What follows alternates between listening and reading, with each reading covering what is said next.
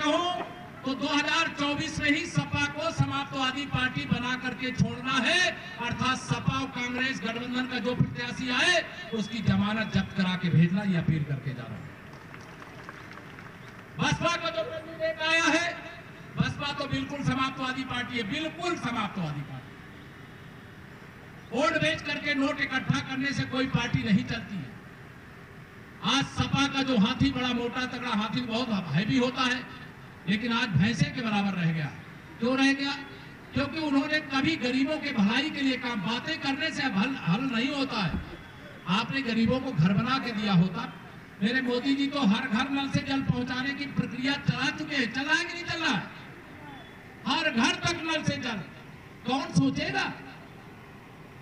जिनसे विधायक जी सांसद जी का संपर्क होगा उनके घर। गरीबों के मसीहा के रूप में जाने जाते हैं।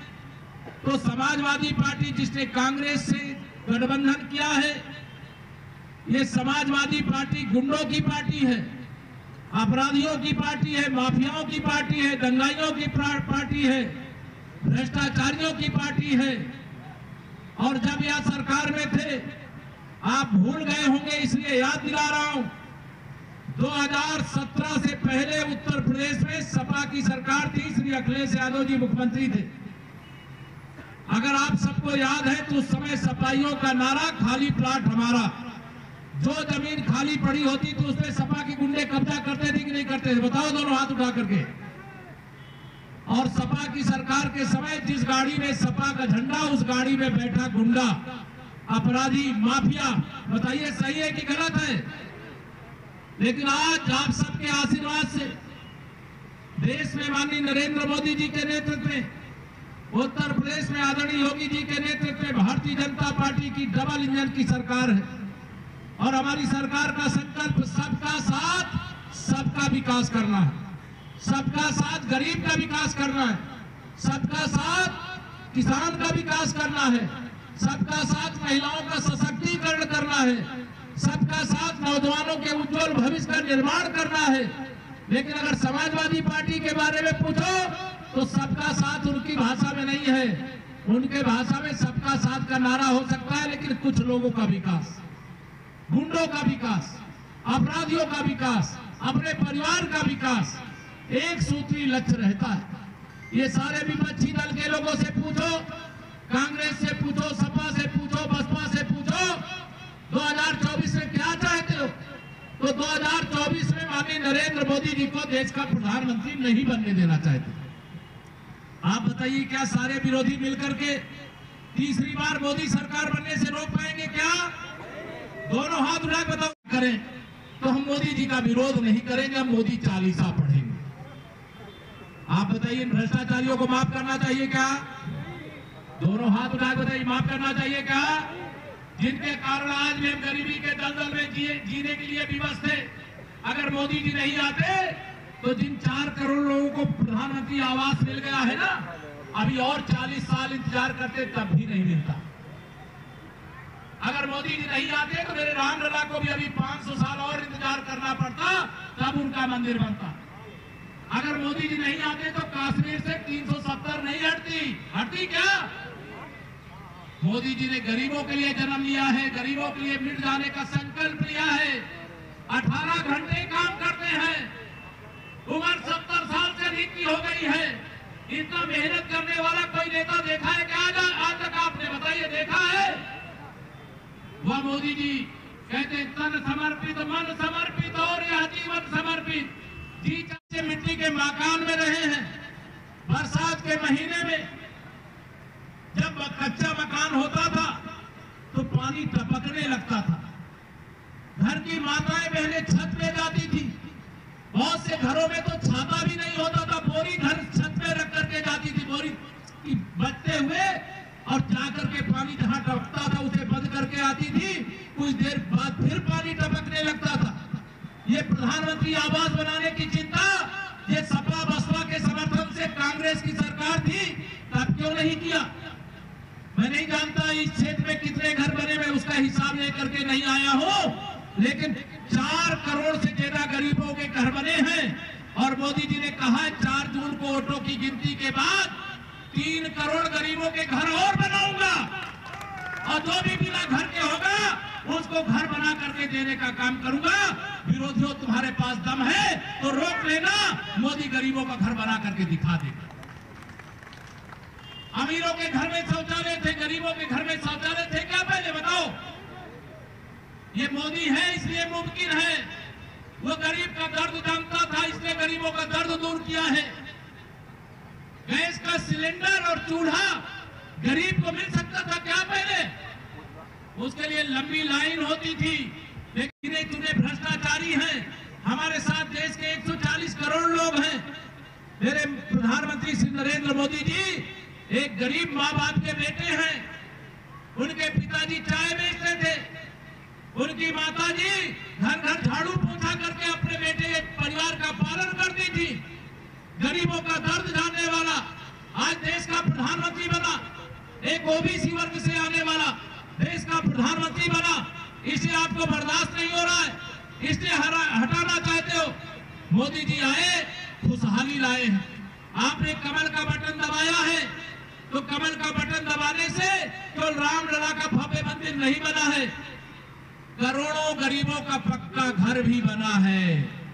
बना है कि नहीं बना है? माननीय नरेंद्र मोदी जी के नेतृत्व में आपने सरकार बनाया। पहले अमीरों के घर में बिजली थी, गरीबों के घर में बिजली नहीं थी। बताइए, मोदी जी के आने के बाद कोई गरीब भी ऐसा बचा है क्या जिसके घर में बिजली न लगी हो? बताओ, कोई बचा है क्या? दोनों हाथ उठा बताओ।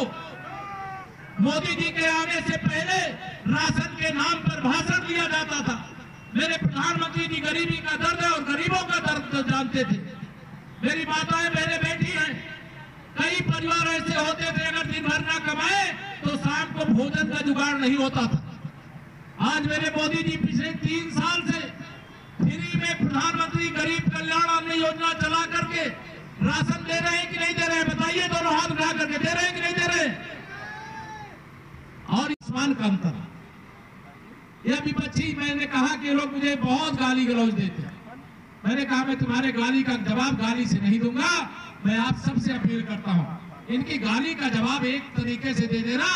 13 तारीख को जब आपको मतदान करने का समय आवे तो कमल का बटन दबा करके मेरे आनंद गौड़ युवा को यहां से सांसद बना करके और मोदी जी को देश का प्रधानमंत्री बना करके इनको जवाब देने का काम करना है। करोगे? दोनों हाथ उठा के मुझे बताओ। मैं फोटो भी खींचते रहते हैं। तुम्हारी कृपा से न पहली बार बने थे, न दूसरी बार बने हैं और न तीसरी बार बनेंगे। तुम विरोध करो जितनी औकात है तुम्हारी। हम जनता के आशीर्वाद से मोदी जी को प्रधानमंत्री बनाए थे और तीसरी बार भी मोदी जी को जनता के आशीर्वाद से ही प्रधानमंत्री बनाए। इसलिए मैं आप सबसे यहाँ पर विनती करने आया हूँ, निवेदन करने आया हूँ। समय का बहुत अभाव रहता है, लोकसभा का चुनाव है। इस बार उत्तर प्रदेश की 80 की 80 लोकसभा सीटें जीतना है। बताइए, मदद करोगे? दोनों हाथ उठा के बताओ, सब लोग मदद करोगे ना? 2024 में 80 की 80 उसमें बहराइच लोकसभा भी रिकॉर्ड वोटों से जीत करके जानी चाहिए। सबको जिम्मेदारी दे करके जा रहा हूं। और मैं जानता हूं मुझे यहाँ कई बार आपने बुलाया है और जब भी मैं यहाँ आया हूं आपने मेरा सर सम्मान से ऊंचा कर दिया। इसके लिए मैं आप सबको अभिनंदन करता हूं। मैं आपको भी विश्वास दिलाता हूं, मैं आपका भी सर सदा सम्मान से ऊंचा रखने का काम करूंगा, ये विश्वास दिलाता हूं। भारतीय जनता पार्टी ही एक ऐसी पार्टी है जिसे उत्तराखंड निधि योजना शुरू किया। मैं नहीं जानता इसमें कितने लोगों को मिलता है, किसी को मिलता है कि नहीं मिलता है? दोनों हाथ उठा के कम से कम बता दो, मिलता है ना? जिनको मिलता है 2-2 हजार की 3 किस्त भेजते हैं। पहले जब ये सपा बसपा कांग्रेस वालों की सरकार थी, ये कहते थे कि हम अगर 1 रुपया भेजते हैं तो 15 पैसा पहुंचता है। मेरे मोदी जी ने 34 लाख करोड़ रुपया भेजा है देश के गरीबों के खाते में, किसानों के खाते में, महिलाओं के खाते में, आवास बनाने के लिए, शौचालय बनाने के लिए, सम्मान निधि, इलाज आदि का पैसा और पूरा 34 लाख करोड़ रुपया पहुंचा है। अब ये बेईमान चाहते हैं भ्रष्टाचारी कि मोदी जी बेईमानी करने को उनको छूट दे दे।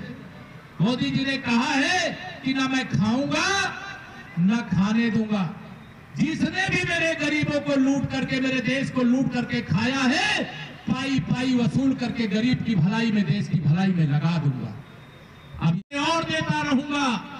अगर देश की जनता मोदी के साथ है तो देश के दुश्मनों, गरीबों के दुश्मनों, किसानों के दुश्मनों, नौजवानों के दुश्मनों, महिलाओं के दुश्मनों, तुम मोदी को तीसरी बार प्रधानमंत्री बनने से नहीं रोक सकते।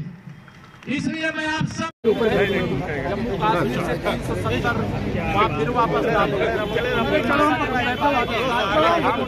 दीवारें ढहा दो, लेकिन अब उनके भी उतर आवे तो भी यह कर नहीं सकते। और 2047 में माननीय नरेंद्र मोदी जी के नेतृत्व में, भाजपा के नेतृत्व में देश में भाजपा की सरकार, प्रदेश में भाजपा की सरकार है और रहेगी। इसलिए साइकिल पंचर है, हाथी दुबला हो गया है, पंजे को जनता ने मरोड़ दिया। Thank you.